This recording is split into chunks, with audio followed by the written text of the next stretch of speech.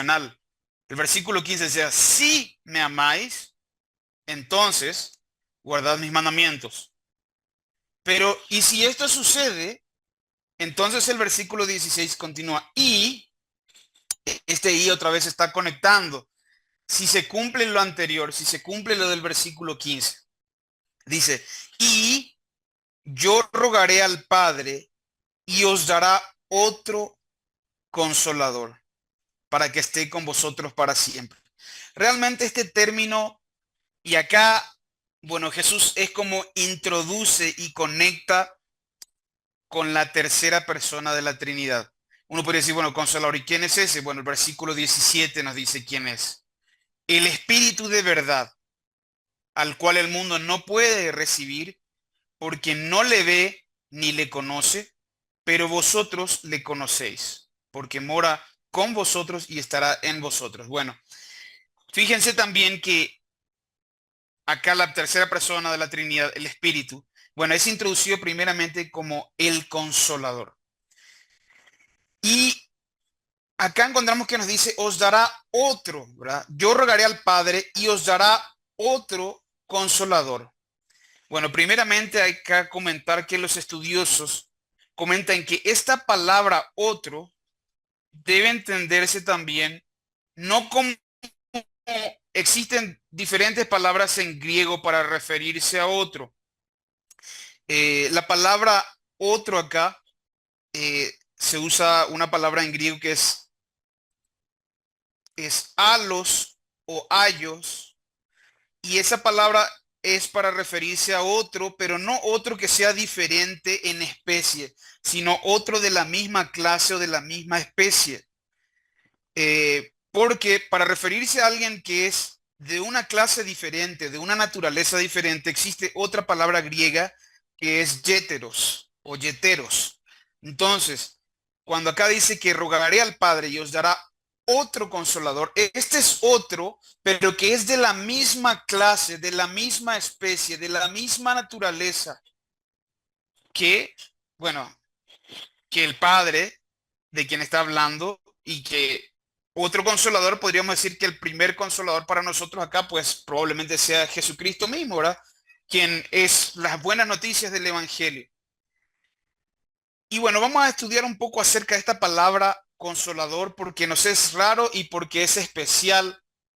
En el griego, solamente Juan usa la palabra consolador, que acá en el griego es paracletos. La palabra paracleto, que es la que se usa para el espíritu, perdón, para el consolador, paracletos, solo Juan la utiliza y la va a utilizar acá en el Evangelio de Juan solamente, y luego una vez más en una de las epístolas de Juan. Entonces va a estar en Juan acá 14:16, que la estamos viendo por primera vez, y luego va a aparecer en Juan 14:26, en 15:26 y en 16:7, las veces que aparece el Consolador. Entonces vamos a poder seguir estudiando más del Consolador, no va a terminar todavía acá en esta parte del estudio. Y en todas esas ocasiones se traduce como consolador y con C mayúscula porque es una referencia al Espíritu. ¿Y cómo sabemos que es al Espíritu? Porque ya lo dijo en el versículo siguiente, que es el Espíritu de verdad. Entonces por eso está escrito con mayúscula. Así como a veces la palabra Dios en el idioma original está todo en minúscula, pero al traducirlo a nuestro idioma se agrega en mayúscula para diferenciar cuando se refiere al Dios verdadero de dioses falsos o ídolos. Y bueno, y la otra vez que aparece esta palabra está en Primera de Juan 2:1, donde dice, hijitos míos, estas cosas os escribo para que no pequéis, y si alguno hubiere pecado, abogado tenemos para con el Padre a Jesucristo, el justo. Entonces, acá la palabra paracletos es traducida como abogado. Entonces, Jesucristo acá dice que es un paracletos que tenemos para con el Padre, a Jesucristo el justo. Y esto también nos conecta o tiene sentido con lo que decíamos recién, que dice Jesús, les daré otro paracleto, otro consolador. Entonces, Jesús mismo era un paracleto o un consolador, pero él les iba a dar a otro consolador. De todas maneras, todavía no nos queda 100% clara esta palabra paracletos. Bueno, para decir un poco más, ¿qué exactamente significa? Literalmente, bueno, una cosa que es importante señalar es que este título de consolador, en griego otra vez, paracletos, ya existía en el hebreo también. Y la palabra en hebreo era menahem, menahem. Entonces, el consolador o confortador era una palabra que los hebreos la tenían, estaban familiarizados con esa palabra. Y resulta que hay un rey que está en Segundo de Reyes 15 que se llamaba Menahem, pero no nos aporta mucho a esto saber que había otro, un rey que se llamaba, literalmente se llamaba Consolador. No nos aporta tanto porque la historia de ese rey en particular no hace ninguna relación con el espíritu, pero simplemente que el término consolador ya existía en el Antiguo Testamento. Para nosotros, de nuevo, es raro, no nos hace mucho sentido. Entonces, tenemos que ver qué significa paracletos. Bueno, literalmente significa llamado al lado de uno, en ayuda de uno. Es principalmente un adjetivo verbal y sugiere la capacidad o adaptabilidad para prestar ayuda. Entonces, Paracletos es alguien que tenemos al lado, básicamente, que nos acompaña con el propósito de auxiliarnos, de ayudarnos, de consolarnos, confortarnos, etcétera. Dice también acá que se usaba, esta palabra en el griego se usaba en las cortes de justicia para denotar a un asistente legal, un defensor, un abogado. De ahí generalmente el que aboga por la causa de otro, un intercesor, abogado, como en 1 Juan 2:1 del Señor Jesús. En su sentido más amplio significa uno que socorre, que consuela. Bueno, esto que les estoy leyendo ahora viene de el diccionario Vine, ¿verdad? Normalmente los más conocidos son el Strong y el Vine, que tienen las mismas palabras en hebreo y griego y que te explican el término.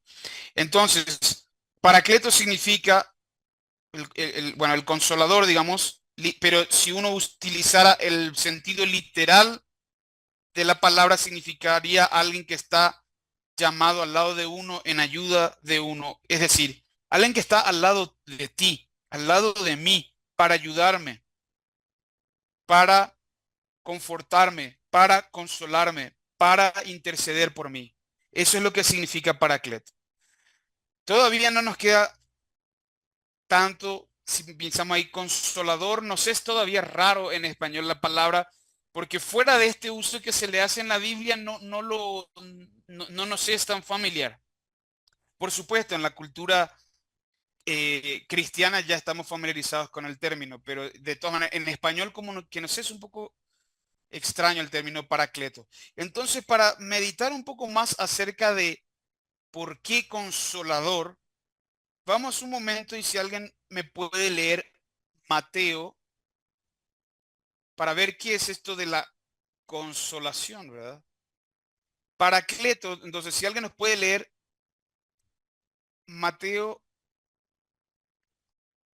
capítulo 5, versículo 4. Esto es una parte del Sermón del Monte.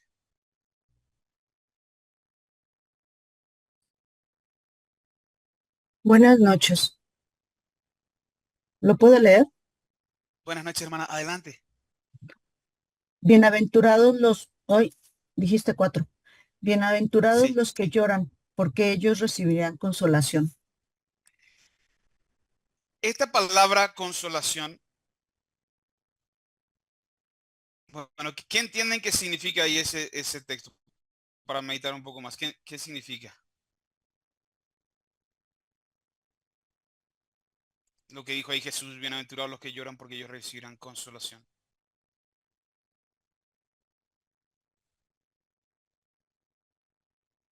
¿Alguien quiere agregar o Ya. comentar? ¿No?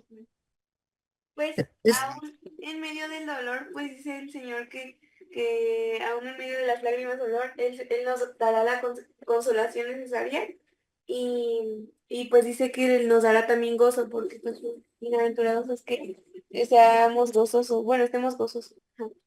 Y es cuando lloramos, pero por causa del sufrimiento de servirle, o sea, el sufrimiento por hacer el bien, no por la cosa, sino por causa de su nombre, persecución, todo ese tipo de cosas. Eh, Muchas veces quizá va a haber sufrimiento y va a haber llanto, pero Él nos dará nuestra consolación. Amén. Amén. Bueno, puede ser que, claro, como es muy importante lo que dice nuestra hermana Vero, porque hermana Ana, ¿vos querés decir algo? Eh, no lo estaba viendo yo tan profundo, yo lo estaba viendo superficial, ¿sí? Porque lo está diciendo Jesús en el monte, sí, pero me imaginaba que, por ejemplo, cuando parte un ser querido, pues lloramos porque tenemos tristeza en el corazón, porque nos duele el alma por, por su partida. Y entonces, si creemos en Jesucristo, pues bienaventurados los que lloramos porque recibimos el consuelo del Espíritu Santo. Eh, pero bueno, Vero lo dijo con mayor profundidad. Sí, creo que es muy interesante lo que comentó Vero de que, por ejemplo, no va a ser que lloramos de rabia como un bebé, por ejemplo, que llora o se tira al piso en el supermercado porque sus papás no le compraron lo que quería, ¿verdad? Eh, no en un sentido pecaminoso, pero debemos incluir también, por ejemplo, lo que menciona la hermana Ana, porque, bueno, si un familiar se murió, si hubo enfermedad, ¿qué es en realidad la muerte? Pues es consecuencia de la caída, ¿verdad? Que es consecuencia de que entró el pecado, porque cuando entró el pecado entró la muerte.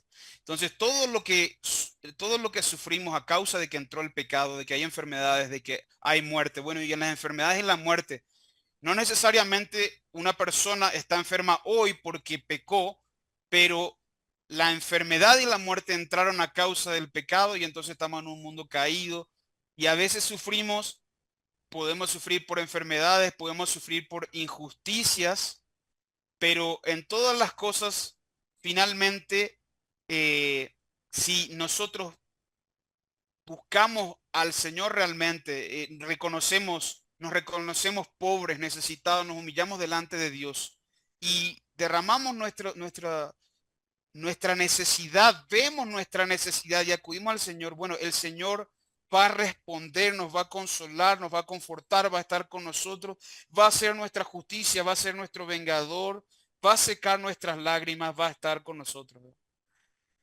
Pero entonces esto nos ayuda un poco a ver qué es esto de la consolación, ¿verdad? Que es que nuestro dolor, nuestro quebranto, nuestra ansiedad, lo que estemos padeciendo, Dios tiene misericordia. A veces podemos sufrir también por causa o por consecuencia de nuestro propio pecado, pero Dios, a través de su evangelio, vemos que se revela como que tiene misericordia de nosotros y finalmente Dios envió a un Salvador, a nuestro Salvador por nosotros. Bueno, y podemos ver acá un poco lo que es la consolación, ¿verdad? Que es recibir, digamos, y bueno, y el consuelo, digamos, es alguien que está junto a ti. Bueno, eso lleva un poco la palabra con, el prefijo con significa eso, de estar al lado, ¿verdad? Entonces, vemos que Juan está hablando del consolador como alguien que va a estar acompañándonos. De hecho, en el versículo apenas lo revela el nombre, dice, y os dará otro consolador para que esté con vosotros para siempre. O sea, el énfasis es que está con nosotros, que esté con ustedes para siempre. Pero estar con nosotros haciendo qué, ¿verdad? Bueno, y una de las cosas, esta palabra consolación que vemos acá, es otra palabra similar a paracleto y es casi otra conjugación diferente.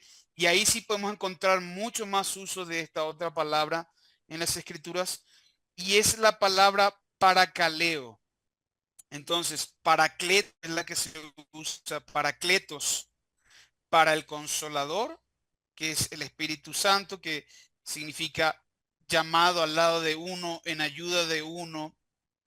Pero la palabra paracaleo tiene varios significados más y aparece en muchas otras partes en las escrituras. Parakaleo significa llamar cerca, invitar, invocar. Por ejemplo, dice invocar por imploración, exhortación o consolación.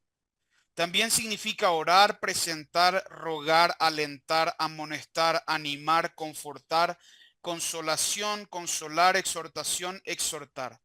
Exigencia, dice. Bueno, tiene muchos significados para caleo. Y para caleo entonces, o consolación, está íntimamente relacionado con el paracletos, ¿verdad? Con el consolador. El consolador es el que consuela. Y vamos a ver algunos textos donde se usa la palabra paracaleo para entender un poco más qué hace el Espíritu con nosotros. Entonces, una de las traducciones entonces de paracaleo es consolación. Y es lo que acabamos de leer ahora, de que bienaventurados los que lloran porque ellos recibirán consolación. De hecho, cuando alguien era muy piadoso, muy preocupado de los hermanos, muy de discipulado, como era alguien piadoso como el caso de Bernabé, ¿verdad? Que fue llamado hijo de consolación. Era como un reconocimiento a alguien que realmente estaba con los hermanos. Adelante, Paco, perdón, no sé quién.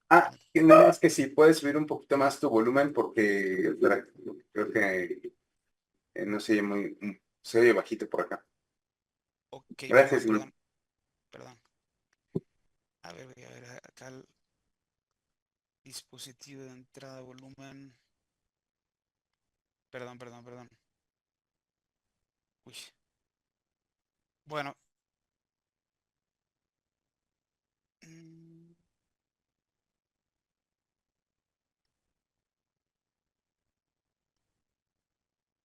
ya. Ahí ya. ¿Ahora? ¿Un poco mejor? Espero que sí. Gracias. Bueno, entonces, paracaleo, ya vimos ahora qué significa consolación, ¿verdad? Bienaventurados los que lloran porque ellos recibirán consolación. Y decíamos, por ejemplo, un hermano que está muy pendiente de los demás hermanos, que está en el discipulado, que es un hermano cercano, con el que puedes llorar, con el que puedes estar hombro a hombro. Entonces es un hermano que se dedica a consolar a los hermanos. Y un ejemplo, como decía, era Bernabé, que era llamado, su nombre era, o su sobrenombre era hijo de consolación.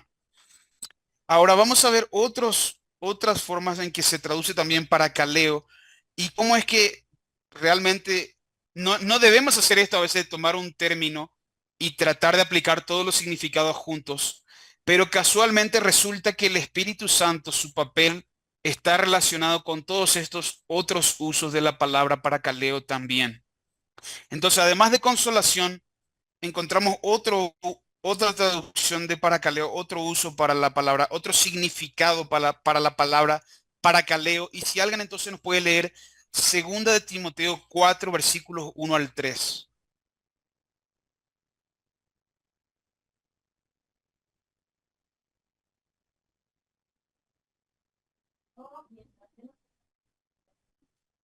Segunda de Timoteo 4, 1 al 3. A ver, dice, te encarezco delante de Dios y del Señor Jesucristo, que juzgará a los vivos y a los muertos en su manifestación y en su reino, que prediques la palabra, que instes a tiempo y fuera de tiempo, redarguye, reprende, exhorta con toda paciencia y doctrina, porque vendrá tiempo cuando no sufrirá la sana doctrina, sino que teniendo comezón de oír, se amontonarán conforme a sus propias concupiscencias.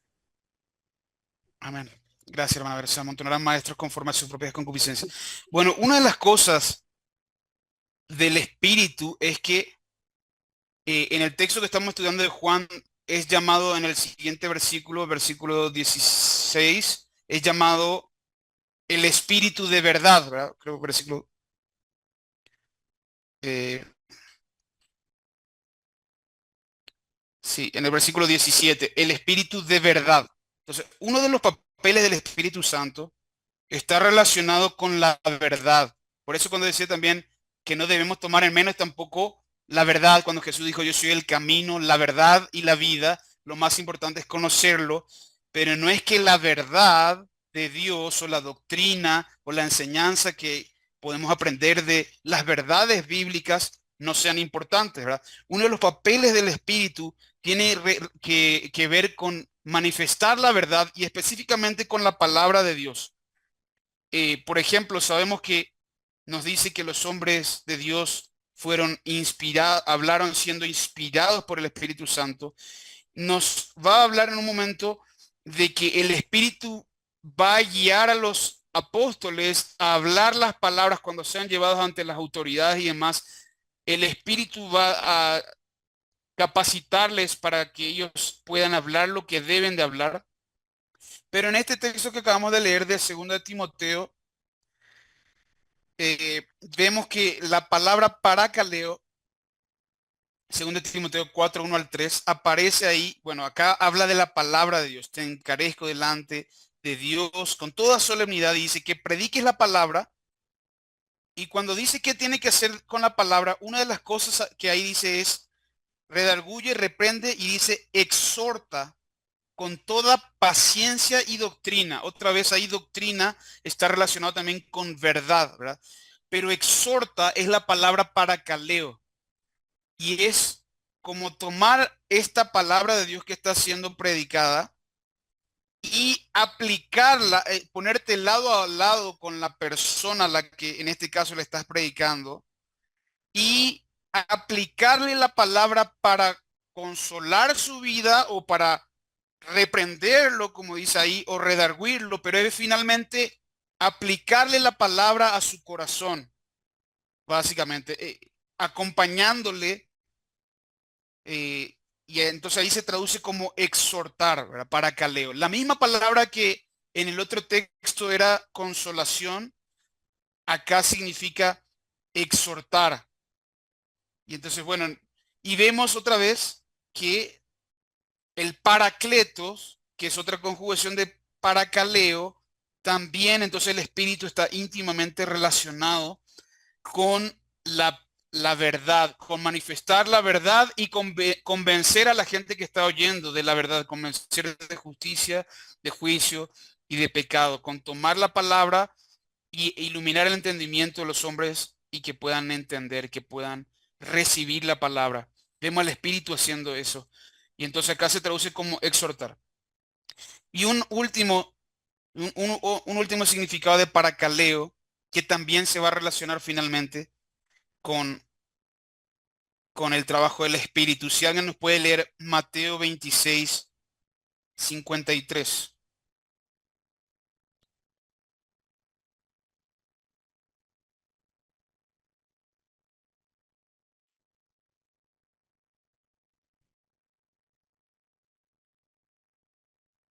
Sí.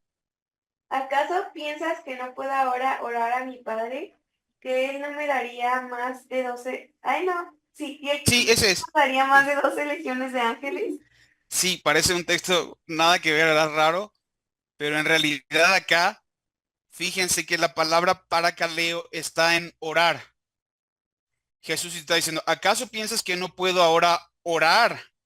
Y esa es la palabra paracaleo, que en el otro texto es consolar y en el otro texto es exhortar. Y acá dice, ahora, ¿acaso piensas que no puedo ahora orar a mi Padre y que Él no me daría más de 12 legiones de ángeles? Entonces, ¿pero qué tiene que ver orar? O sea, bueno, es otro significado de la palabra paracaleo, pero entonces podemos ver que esa palabra se puede usar tanto para pedir consolación, que en este caso sería Jesús pidiendo una respuesta al Padre. Por eso es que se traduce como orar. Es como pedir consolación, pedir una respuesta y que el Padre le alivie en ese momento su situación, ¿verdad? Que él podría pedir ser auxiliado y entonces ahí se traduce orar, ¿verdad? Pero en el Sermón del Monte se traducía simplemente como recibir la consolación. Entonces, tanto recibir la consolación como pedir la consolación o pedir el auxilio es la misma palabra paracaleo. Y también entonces es la aplicación o digamos, en vez de pedir esa respuesta, también recibir por medio de de la amonestación o por medio de la palabra, digamos, sería el otro significado. Y bueno, simplemente en este tercer significado de paracaleo, que es orar, ¿cómo se relaciona el orar con el Espíritu? Si alguien nos puede leer Romanos 8, 26 al 27.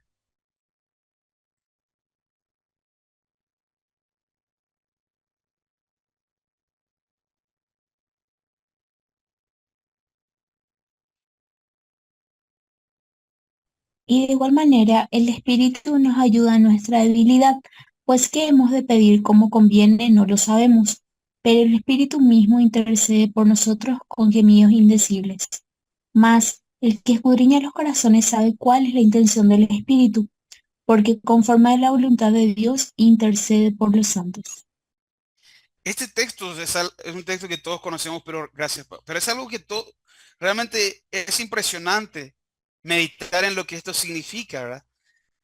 Porque está diciendo que, bueno, nosotros no sabemos pedir lo que conviene, no sabemos cómo pedirlo tampoco, pero el Espíritu, que en otros textos lo vemos como alguien que nos puede guiar a hacerlo correctamente, no solamente nos está guiando, y estamos hablando acá de pedir, entonces estamos hablando de la oración, de orar, sino que también intercede por nosotros.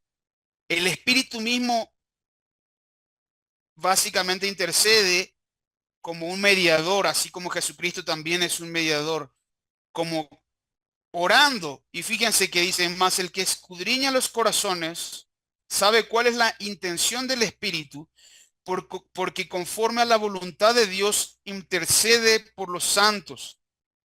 Entonces vemos que acá Dios ve esta intercesión por los santos, y Dios ve quizás a veces no nuestra débil intención o nuestra débil eh, participación en nuestro débil esfuerzo, sino la intención del Espíritu.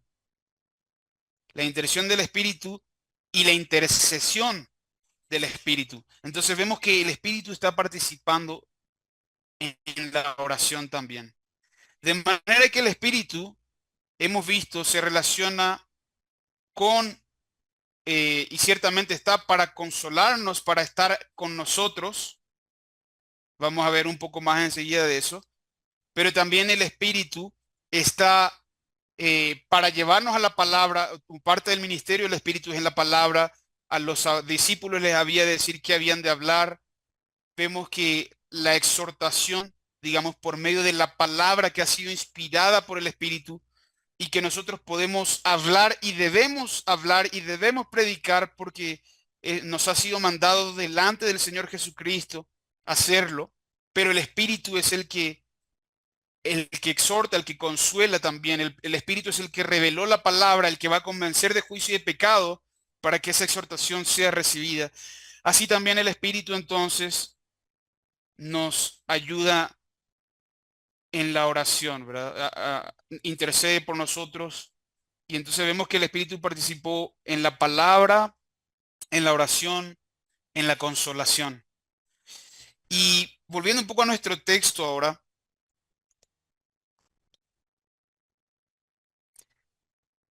nos dice entonces, y yo rogaré al Padre y os dará otro consolador para que esté con vosotros para siempre.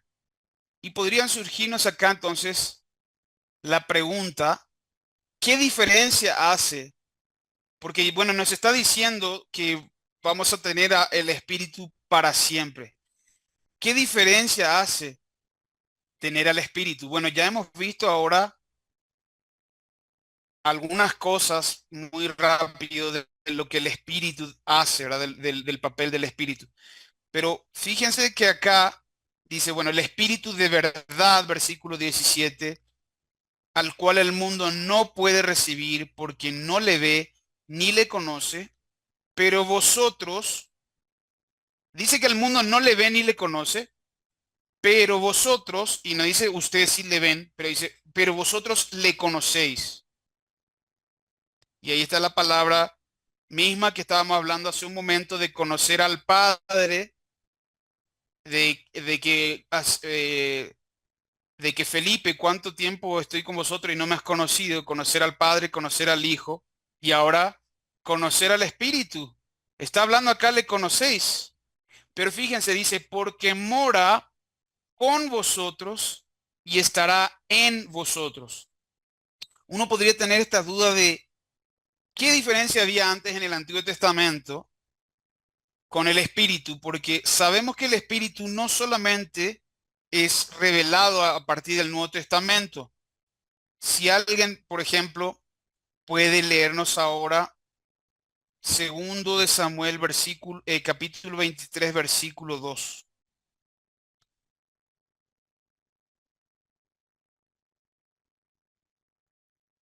Segundo de Samuel 23, 2, ¿quién nos puede leer?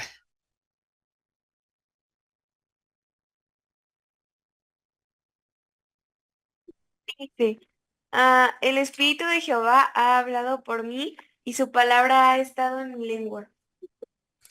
Entonces vemos el Espíritu y muchos textos, hay muchos otros textos, pero acá están en su papel también de hablar la palabra de Dios, ¿verdad? Ha estado en mi lengua, dice. Entonces el Espíritu dando a revelar su palabra, ha hablado por mí, dice. Vemos que el Espíritu venía de repente sobre un profeta. De hecho, en algún punto vemos que viene sobre el rey Saúl, el Espíritu, pero luego dice que se aparta, o sea, vino sobre él. También lo vemos sobre Sansón, por ejemplo, que el Espíritu estuvo con él y lo capacitó, pero luego se apartó y ahí fue cuando Saúl perdió su fuerza, ¿verdad? Eh, ¿Por qué hablamos de esto? Porque bueno, nosotros sabemos que algo especial sucedió cuando Jesús ascendió para enviar al Espíritu Santo. Algo especial que antes no había sucedido. ¿Quién nos puede leer ahora simplemente para ver otro texto acá en el Antiguo Testamento? Isaías 59, 21.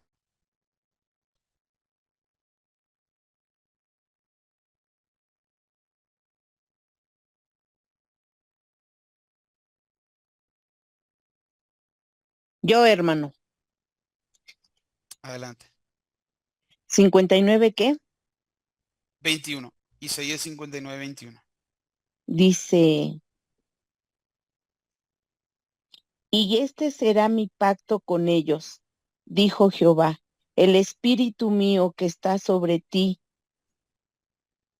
y mis palabras que puse en tu boca no faltarán, no, no faltarán de tu boca, ni de la boca de tus hijos, ni de la boca de tus hijos, de los hijos de tus hijos, dijo Jehová, desde ahora y para siempre. Bueno, ahí el Señor está hablando de su espíritu y de que Él pone sus palabras en la boca de sus siervos, de su pueblo, y que iba a continuar eso por generaciones, pero está hablando ahí de su pacto, ¿verdad? Entonces, nosotros sabemos, y ese texto es sumamente interesante y sumamente importante, por eso en Juan 14, eh, eh, en Juan 14, 17, la segunda parte, porque dice, pero vosotros le conocéis porque mora con vosotros. Es decir, ellos probablemente no conocían al Espíritu todavía. De hecho, recordarán que Jesús dijo, que Juan dijo de Jesús que él iba a bautizar con Espíritu Santo y fuego. Y cuando hablamos de que iba a bautizar con Espíritu, que Jesús, que iba a venir uno después de él que iba a bautizar con Espíritu Santo y fuego, no explicamos lo del fuego, ¿verdad? Pero inmediatamente nos viene a la mente el momento de Pentecostés, donde ellos iban a recibir el Espíritu Santo y se iban a aparecer lenguas como de fuego repartidas en la cabeza de cada uno. Y entonces ahí inmediatamente nos viene, bueno, es el bautismo del Espíritu Santo, ¿verdad? Porque él dijo que iba a bautizar con Espíritu Santo y fuego. Pero acá todavía no sucedía eso. Y por eso él le dice, vosotros le conocéis porque mora con vosotros y estará en vosotros. Y ahí es donde está la diferencia. Porque el Espíritu Santo anteriormente venía sobre un profeta, venía sobre alguien del pueblo de Dios y lo capacitaba para hacer algo, pero no vivía adentro, que esa es la diferencia entre la preposición con y en vosotros. No vivía adentro de la persona porque todavía no había venido Cristo, no había venido al Padre y todavía no se había cumplido completamente. Todos creían en el Antiguo Testamento igual por fe, igual en el Mesías, pero todavía Cristo no subía al Padre pagando la paga por nuestros pecados, justificándonos y entonces enviando a su Espíritu, que eso es lo que comienza a suceder. Va a suceder a partir del bautismo del Espíritu Santo, va a suceder en Pentecostés y acá lo muestra como algo que va a suceder a futuro. Bueno, simplemente acá la idea era explicar algunas cosas tal vez un poco teológicas, pero nos quedan unos minutos para llegar un poco más al fondo del pasaje. Versículo 18, no os dejaré huérfanos, vendré a vosotros. Todavía un poco y el mundo no me verá más, pero vosotros me veréis porque yo vivo. Vosotros, porque yo vivo, vosotros también viviréis. Bueno, fíjense que también que Jesús se iba a parecer a los suyos, ¿verdad? Nosotros sabemos que simplemente la señal, o como dijo Paco cuando estuvo leyendo también en algún momento la parábola del Lázaro y el rico, que si no, que a Moisés y a los profetas tienen, y si a ellos no oyeren, no creerán aunque alguno se levante de los muertos. Fíjense acá que Jesús quiso aparecerse vivo a sus discípulos y no a todo el mundo. Pero dice entonces acá, y también acá está la importancia de la resurrección de Jesucristo, que después va a hablar más adelante en el Nuevo Testamento, donde va a decir que si Cristo no resucitó, vana es nuestra fe y estamos en nuestros pecados entonces. Acá está diciendo, porque yo vivo, porque Jesucristo resucita, vosotros también viviréis, nosotros también seremos resucitados y recibir una nueva vida, que es lo que sabemos que hace el Espíritu. Bueno, versículo 20 dice, en aquel día vosotros conoceréis que yo estoy en mi Padre y vosotros en mí y yo en vosotros. Fíjense otra vez cómo ahí la relación con el Padre es que Jesús está en el Padre, pero luego la relación con el Padre de nosotros no es directamente, sino es a través de Jesucristo. Porque dice, yo estoy en mi Padre, es decir, Jesús está en el Padre, vosotros en mí, nosotros estamos en Cristo cuando permanecemos en Él y yo en vosotros. Y Cristo está en nosotros, pero ¿cómo Cristo va a estar en nosotros? Va a enviar a su Espíritu, ¿verdad? El Espíritu. Bueno, y ya eso lo vamos a ver más adelante porque en estos textos esa parte todavía no es explicada. Pero el versículo 21 termina diciendo, bueno, y antes de llegar al versículo 21, nos quedan solamente 5 minutos, pero sí, nos conecta con el versículo 21, porque uno podría pensar, ok, entendemos entonces el Espíritu hace todas estas cosas y a partir del bautismo del Espíritu Santo va a estar con nosotros para siempre y entonces Cristo va a estar con nosotros porque el Espíritu también va a estar con nosotros, más allá de lo que sabemos que pasó acá con sus discípulos y que Cristo iba a aparecer resucitado, pero luego iba a enviar a su Espíritu cuando ellos lo recibieran en Pentecostés. De hecho, el texto que no leímos pregunta si esto es solamente a ellos, a los discípulos, o también al mundo, a todos los demás, y vamos a ver que también es a todos los demás, es decir, también a nosotros. Y luego la palabra nos va a decir que a todos nos dio a beber de un mismo espíritu. Pero en este punto, lo importante es que uno podría preguntarse, ¿cómo se recibe entonces el espíritu? ¿Cómo hacemos para tener el espíritu de Dios? ¿Cómo hacemos para tener el espíritu de Dios? Y fíjense que, ¿cómo empieza esto acá? El versículo 20, el versículo 15 dice, si me amáis, guardad mis mandamientos. ¿Por qué es importante también esta parte? Porque nosotros, así como el pueblo de Israel, nosotros los evangélicos muy fácilmente cantamos, Señor, te amo, te amo, te amo. Y es muy fácil confundir, porque si tú le preguntas al mundo, ¿qué es el amor? Es muy fácil confundir el amor con sentimientos o emociones, ¿verdad? Pero nadie que le preguntes qué es el amor lo va a asociar a mandamientos, ¿verdad? Nadie que tú dices, ¿qué es amor? Bueno, y si tú le dices a alguien, eh, Jesús te ama, que ciertamente eso es algo muy válido, pero ¿qué entiende él por amor? ¿Qué entiende por amor? ¿Que cuál es el amor bíblico, ¿verdad? Porque la Biblia nos dice que Dios al que ama disciplina y azota al que tiene por hijo. Claramente cuando tú le dices a alguien Jesús te ama, tal vez no entiende, solo entiende la parte de la consolación, pero no entiende en toda su magnitud. Y si nosotros lo mismo, si decimos amamos a Dios, Dios dijo sobre su pueblo, ¿verdad? Dijo que este pueblo me honra de labios, pero su corazón está lejos de mí. Dice, porque dice en Isaías 29:13, el Señor, porque este pueblo se acerca a mí con su boca y con sus labios me honra, pero su corazón está lejos de mí y su temor de mí no es más que un mandamiento de hombres que les ha sido enseñado. Entonces, si realmente amamos a Jesús, es importante que no sea algo de labios o de boca, o que lo confundamos con sentimientos de yo siento bonito hacia Jesús. Si tú le preguntas a la gente, todos sienten bonito hacia Jesús.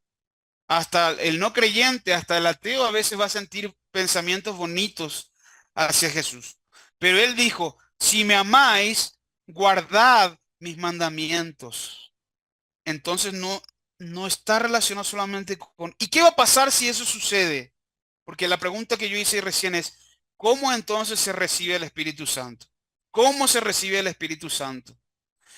Y acá empieza diciendo, si me amáis, guardad mis mandamientos y yo rogaré al Padre y os dará otro consolador para que esté con vosotros para siempre, el Espíritu de verdad.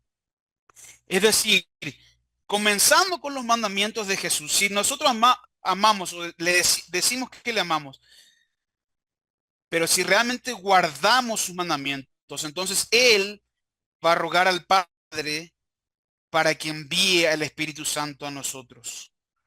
¿Cómo se recibe el Espíritu Santo? Bueno, primeramente debemos considerar guardar sus mandamientos como algo que acá está como condicional. Debemos guardar sus mandamientos. Y alguien podría preguntar, bueno, pero ¿qué es guardar sus mandamientos?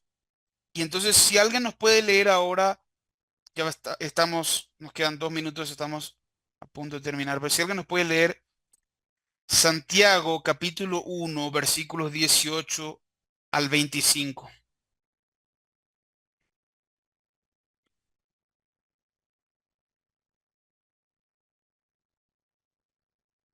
Si no se han dado cuenta, tal vez también la pregunta es, ¿cómo se puede nacer de nuevo?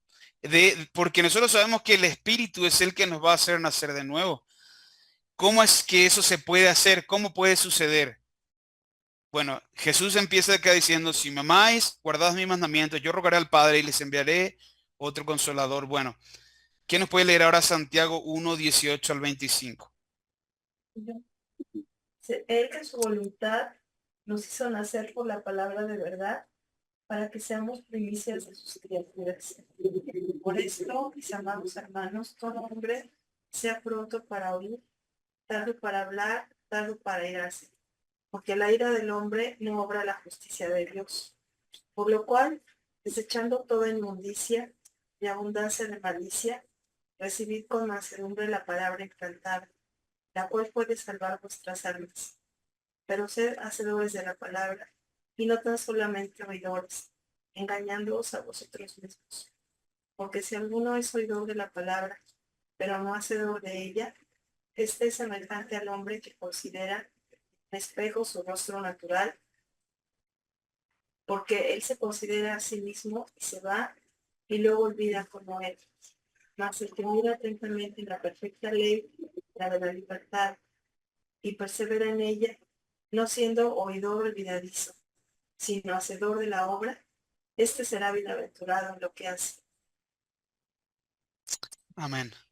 Gracias, hermana Vero. Acá hay tres partes donde nos habla de olvidar, ¿verdad? Nos dice que un hombre olvida cómo era su rostro, nos habla del oidor olvidadizo y nos habla de ser hacedores de la palabra. eh, bueno, ya dice, bueno, el hombre luego olvida, bueno, dos, creo que son dos nada más. Bueno, pero el punto es que ¿para qué es guardar la palabra?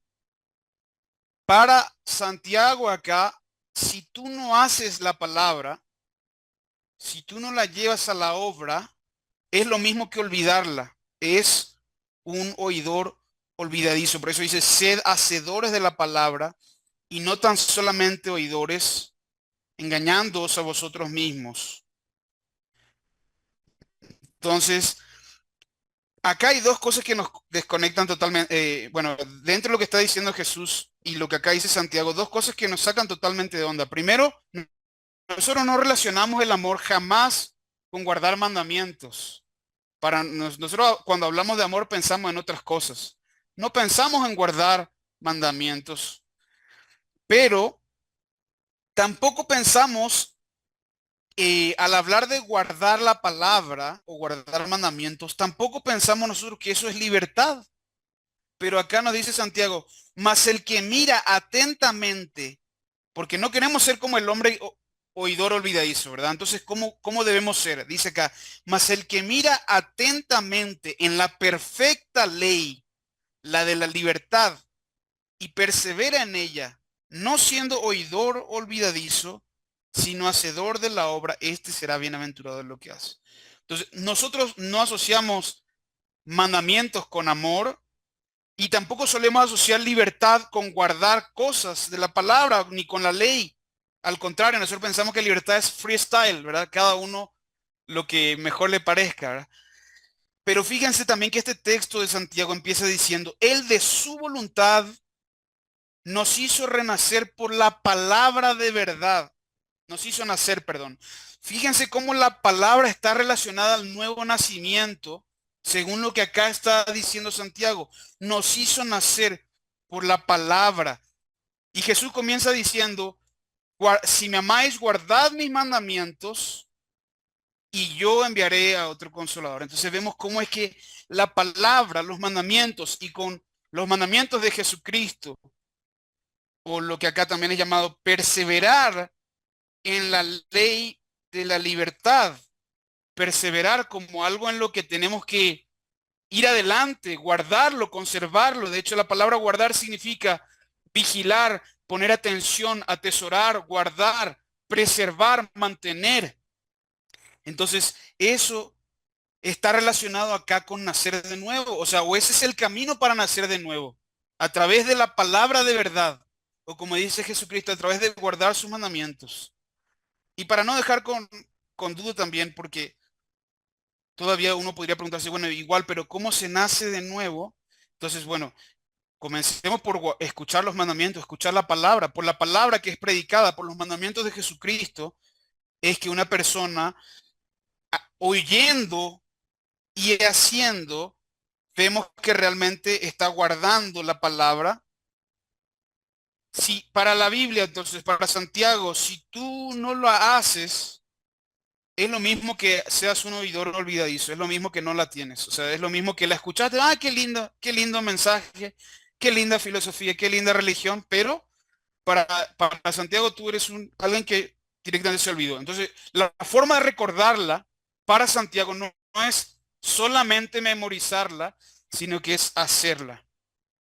Y en esa misma línea entonces termina el versículo 21, porque el versículo 15 comienza diciendo, si me amáis, guardad mis mandamientos. Y el versículo 21 termina diciendo, el que tiene mis mandamientos y los guarda, ese es el que me ama. Y el que me ama será amado por mi Padre, y yo le amaré y me manifestaré a él. Entonces vemos cómo es que ese es el escuchar la palabra y el arrepentirnos luego de haber escuchado la palabra y atesorarla y guardarla para nosotros, es el camino para nacer de nuevo. Pero finalmente también, y para no dejar con la duda, un texto también muy importante. Les leo yo, no les voy a pedir que vayan porque ya nos pasamos por 6 minutos. Pero es algo que también se puede pedir, pero tenemos que tomarlo todo junto, no solamente convertirlo en una oración, pero sino que también, si amamos al Señor, guardar también su palabra. Pero Lucas 11, 9 al 13 dice, y yo os digo, pedid y se os dará, buscad y hallaréis, llamad y se os abrirá, porque todo aquel que pide recibe, y el que busca halla, y al que llama se le abrirá. ¿Qué padre de vosotros, si su hijo le pide pan, le dará una piedra? O si pescado en lugar de pescado le dará una serpiente? ¿O si le pide un huevo, le dará un escorpión? Pues si vosotros, siendo malos, sabéis dar buenas dádivas a vuestros hijos, ¿cuánto más vuestro Padre Celestial dará el Espíritu Santo a los que se lo pidan? Fíjense cómo el Espíritu Santo entonces viene por guardar los mandamientos de Jesucristo, y que Jesucristo va al Padre y ruega para que venga el Espíritu Santo. Somos renacidos por medio de la palabra, pero también pedir, buscar y llamar. Y eso no es solamente pedir, buscar y llamar, no es una oración y ya está. ¿Cómo uno realmente pide cuando realmente quiere?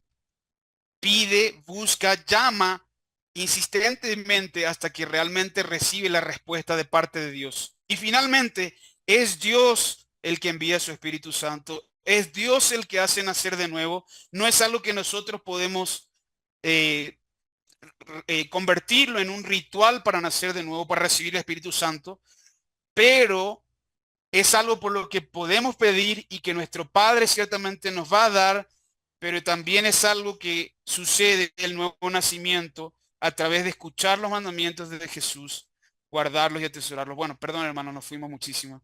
Seguramente hay muchas preguntas, muchos comentarios, pero ya se nos fue todo el tiempo. Perdón, volvemos contigo, Paco. No, nada, quería nada más recordar el versículo también de Efesios 1:13, que dice, en él también vosotros, habiendo oído la palabra de verdad, el evangelio de vuestra salvación, y habiendo creído en él, fuisteis sellados con el Espíritu Santo de la promesa, que es las arras de nuestra herencia, hasta la redención de la posesión adquirida, para la alabanza de su gloria. Amén. Muchas gracias, Vero. Justamente ese texto del sello del Espíritu Santo, pero también nos habla también del espíritu de adopción, o sea, ser adoptados por medio del trabajo del Espíritu Santo. También nos faltaron otros textos relacionados a la regeneración o renovación del Espíritu Santo. Entonces vemos ciertamente ahí el Espíritu es ciertamente central para nosotros en la salvación, porque es como que Jesús preparó todo el camino, pero para que eso ahora se aplique en nuestra vida, el trabajo del Espíritu para todas las cosas, ya sea para leer la palabra, para orar, ya hemos visto el Espíritu ahí consolando. El Espíritu es el que está haciendo todas esas cosas, o es el que nos lleva a hacerlo, y en su guía, en su poder es que podemos realmente ser capacitados y hasta interceder por nosotros delante del Padre. Perdón. Adelante, hermano. Hermano Cristian, ¿cuál dijo? Perdón, Lucas, es que lo quiero anotar. Lucas, ¿cuál fue la que leyó? Sí, Lucas 11, 9 al 13. Ah, gracias. Gracias. Gracias. Ay, gracias. Pues, ay, qué padre estuvo, y hermanos, pues nada más les recuerdo que el día de mañana va a ser nuestra capacitación del taller de evangelismo. Mañana sábado 10 de agosto a las 10 a las 10. Entonces, pues lleven sus Biblias, recuerden que va a ser desayuno, entonces, si quieren llevar algo para compartir, está bien. Entonces, les esperamos mañana en calle 23, número 124, Colonia San Pedro de los Pinos, entre Avenida Patriotismo y Viaducto Río Becerra. Entonces, a las 10, ¿quieres aprender cómo evangelizar? Vamos a tener ahí un taller de evangelismo y vamos a enseñar cómo compartir el evangelio, una metodología nada más, y vamos a tener práctica y bueno, y desayuno. Entonces, asiste para que conozcas más también cómo compartir la palabra, cómo compartir el evangelio y pues bueno, que podamos practicar entre todos. Pues vamos a terminar con una oración. Padre, pues gracias te damos, Señor, por pues todo esto que hemos estado estudiando. Y Señor, pues queremos rogarte que nos ayudes, Señor, a, pues no, como dice tu palabra, no ser oidores olvidadizos, sino hacedores de tu palabra. Señor, que podamos guardar tu palabra, Señor, no solamente en nuestras mentes, sino también en nuestros corazones y en nuestro actuar. Que sea pues una manera, Señor, para vivir, practicar, perseverar como vimos el día de hoy y que se vuelva parte, Señor, de nuestras vidas. Te agradecemos, Señor, por todo esto que hemos aprendido el día de hoy y te pedimos, Señor, que pues cumplas tu voluntad en nosotros, Señor. Te rogamos todo esto y te agradecemos en nombre de Cristo Jesús, nuestro Señor y Salvador. Amén.